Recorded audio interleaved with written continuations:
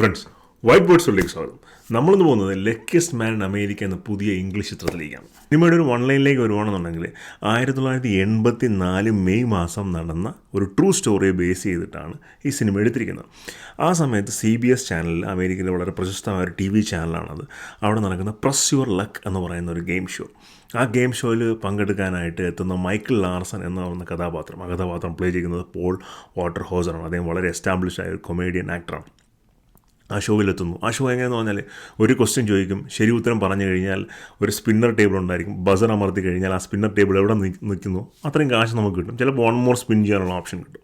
ഇതങ്ങനെയാണ് game show work ചെയ്യുന്നത്. അപ്പോൾ അവിടെ മൈക്കിൾ ലാർസൺ എത്തുന്നു. പിന്നീട് നടക്കുന്ന രസകരമായ സംഭവ വികാസങ്ങളാണ്. അദ്ദേഹം കണ്ടിന്യൂസ്ലി ഗെയിം ജയിച്ചുകൊണ്ടേയിരിക്കുന്നു, നിർത്താതെ. ഓരോ സ്റ്റേജും കഴിഞ്ഞ് വീണ്ടും സ്പിൻ കിട്ടുന്നു. അങ്ങനെ ആ ഷോയുടെ ചരിത്രത്തിൽ തന്നെ ഏറ്റവും കൂടുതലും കാശ് നേടുന്ന പാർട്ടിസിപ്പൻ്റായിട്ട് മൈക്കിൾ മാറുന്നു.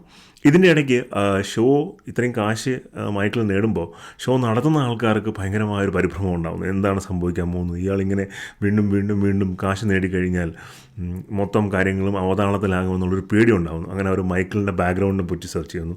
മൈക്കിൾ എന്തെങ്കിലും തട്ടിപ്പ് നടത്തിയിട്ടാണോ ഈ ഷോയിൽ പങ്കെടുത്തിരിക്കുന്നത്, ഈ ഷോയിൽ ജയിക്കുന്നത് എന്നുള്ള കാര്യങ്ങളെപ്പറ്റിയും അവർ നോക്കുന്നു. അങ്ങനെ വളരെ രസകരമായ ഒരു പ്രസൻറ്റേഷനാണ്, എന്നൊരു സ്റ്റോറി ലൈനും പ്രസൻറ്റേഷനുമാണ് ഈ സിനിമയിൽ. ഇതിൻ്റെ ടെക്നിക്കൽ ഫ്രണ്ടിൽ വരുവാണെന്നുണ്ടെങ്കിൽ ഏറ്റവും നല്ല ഹൈലൈറ്റ് ചെയ്ത് നിൽക്കുന്ന സംഭവം ഇതിൻ്റെ കളർ ഗ്രേഡിംഗ് ആണ്. നല്ല കളർ കോമ്പിനേഷൻസാണ്. ക്യാരക്ടേഴ്സിൻ്റെ ഡ്രസ്സിലായാലും ശരി, അതിൻ്റെ ഒരു ബാക്ക്ഗ്രൗണ്ട് ആയാലും, ആ retro 1980s retro situations, art work, അതെല്ലാം വളരെ നല്ല രീതിയിൽ വളരെ എഫക്റ്റീവ്ലി കമ്മ്യൂണിക്കേറ്റ് ചെയ്യാനായിട്ട് ഇതിൻ്റെ ടെക്നിക്കൽ ക്രൂവിന് സാധിച്ചിട്ടുണ്ട്. എനിക്കിതിൽ ഞാൻ നേരത്തെ പറഞ്ഞിട്ട് ഏറ്റവും ടെക്നിക്കലി സ്റ്റാൻഡ് ഔട്ട് ചെയ്യുന്ന ഫീച്ചറായിട്ട് തോന്നിയത് ഇതിൻ്റെ ഒരു കളർ ഗ്രേഡിംഗ് ആണ്. ആക്ടിങ് ഫ്രണ്ടിലോട്ട് വരുവാണെന്നുണ്ടെങ്കിൽ പോൾ വാട്ടർ ഹോസറും വാൾട്ടൺ ഗോഗിൻസും ഗംഭീരം പെർഫോമൻസാണ്. രണ്ടുപേരും അടിപൊളിയായിട്ട് സ്റ്റാർട്ടിങ് ടു എൻഡ് അവർ രണ്ടുപേരും പെർഫോം ചെയ്തിട്ടുണ്ട്. തീർച്ചയായിട്ടും നമുക്ക് കണ്ട് എൻജോയ് ചെയ്യാൻ പറ്റുന്ന നല്ലൊരു ഇംഗ്ലീഷ് മൂവിയാണ്. ചെറിയൊരു ലാഗ് ഉണ്ട് ഇടയ്ക്ക് വെച്ചിട്ട്.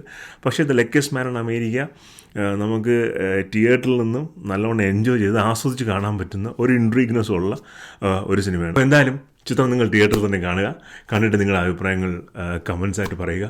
വീഡിയോസ് ഇഷ്ടപ്പെടുന്നുണ്ടെങ്കിൽ ലൈക്ക് ചെയ്യുക, ഷെയർ ചെയ്യുക, സബ്സ്ക്രൈബ് ചെയ്യുക. മറ്റൊരു വീഡിയോ ആയിരിക്കും. ബൈ.